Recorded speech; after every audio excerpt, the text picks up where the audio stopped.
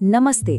कभी कभी ऐसा महसूस होता है ना कि हम काफी अच्छे नहीं हैं, चाहे कितनी भी कोशिश कर लें, एक कमी सी महसूस होती रहती है।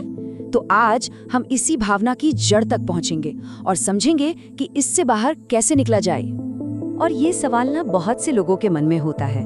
अक्सर बाहर से देखने पर तो सब ठीक लगता है, इंसान कामयाब भी दिखता है, लेकिन अंदर कहीं एक आवाज होती है जो बार बार कहती है, तुम काफी नहीं हो। तो चलिए पता लगाते हैं कि आखिर ऐसा होता क्यों है। ये बात देखिए कितनी गहरी हो सकती है। जिम कर्टिस जैसे कामयाब इंसान, सोचिए वो भी 20 सालों तक इस एहसास के साथ जीते रहे और उन्हें पता तक नहीं था, उन्हें ये अंदाजा ही नहीं था कि यही एक सोच उनकी जिंदगी के इतने सारे फैसलों के पीछे थी। तो सवाल ये है कि ये फीलिंग आती कहाँ से है। देखिए, सबसे पहले ये समझना जरूरी है कि इसमें किसी की कोई गलती नहीं है। ये असल में एक तरह का दिमागी सॉफ्टवेयर है, एक प्रोग्राम जो बचपन में ही अनजाने में हमारे अंदर इंस्टॉल हो जाता है। दरअसल जिंदगी के जो पहले 8 साल होते हैं ना, वो बहुत ही ज्यादा अहम होते हैं। उस वक्त हमारा दिमाग एक स्पंज की तरह होता है, आसपास जो कुछ भी हो रहा है सब कुछ सोख लेता है। और बस उसी दौरान हमारे मन में ये पक्के विश्वास बन जाते हैं कि हम कौन हैं, ये दुनिया कैसी है, और फिर यही विश्वास बड़े होने पर हमारे हर एक्शन, हर रिएक्शन को कंट्रोल करते हैं। इसका एक बढ़िया उदाहरण जिम कर्टिस का ही है। उन्होंने बताया कि जब वो बच्चे थे और उनके पिता गुस्सा होते थे तो उन्हें लगता था कि ये सब उनकी गलती है, और बस उसी एक छोटे से अनुभव ने उनके दिमाग में जिंदगी भर के लिए एक प्रोग्राम सेट कर दिया कि शायद मैं ही बुरा हूँ।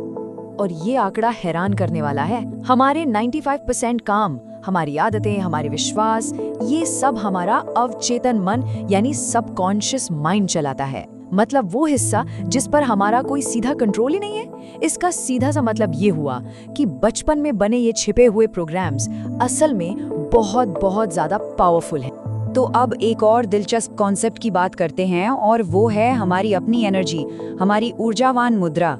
हमारी जो भावनाएं हैं, चाहे वो अच्छी हो या बुरी, वो एक तरह की एनर्जी, एक वाइब्रेशन पैदा करती हैं, और यही एनर्जी हमारे जीवन में आने वाली चीजों को अपनी तरफ खींचती है, एक चुंबक की तरह। इसको ऐसे समझ सकते हैं कि 2 तरह की एनर्जी की नदियां हैं।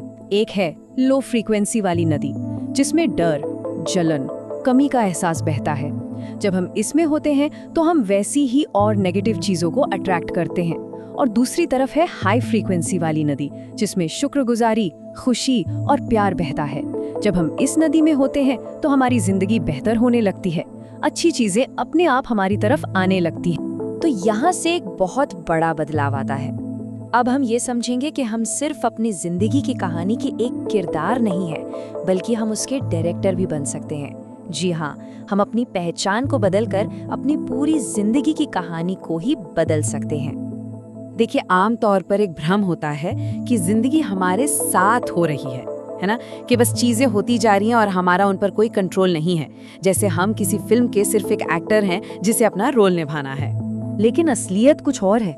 सच्चाई ये है कि हमारी पहचान, मतलब हम अंदर से अपने बारे में जो भी सोचते हैं, वही हमारी बाहरी दुनिया को बना रही है। जिंदगी बाहर से नहीं, बल्कि हमारे अंदर से बन रही है। तो मतलब ये हुआ कि हम सिर्फ दर्शक या एक्टर नहीं हैं, हम अपनी जिंदगी की फिल्म के राइटर भी हैं और डायरेक्टर भी।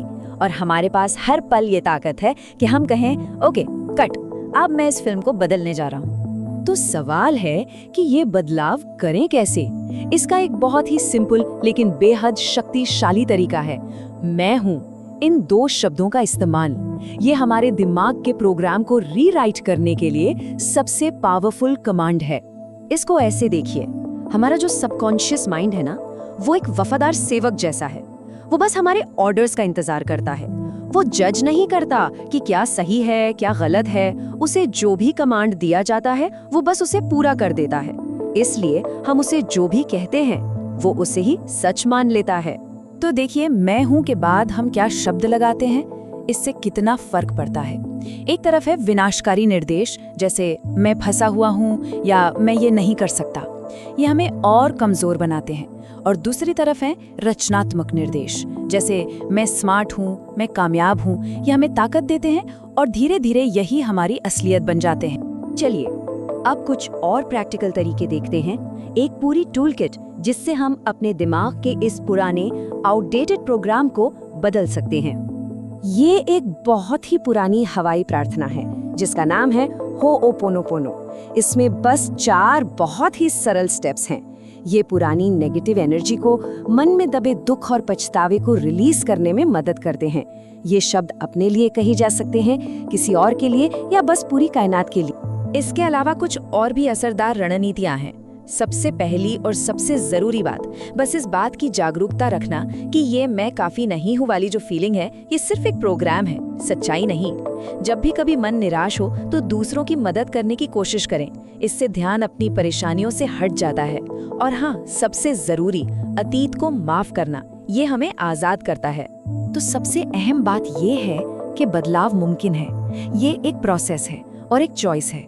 ये किसी बाहरी चीज पर डिपेंड नहीं करता। ये इस बात पर डिपेंड करता है कि हम अपने अंदर चल रही बातचीत को, उस कहानी को कंट्रोल करने का फैसला करते हैं या नहीं।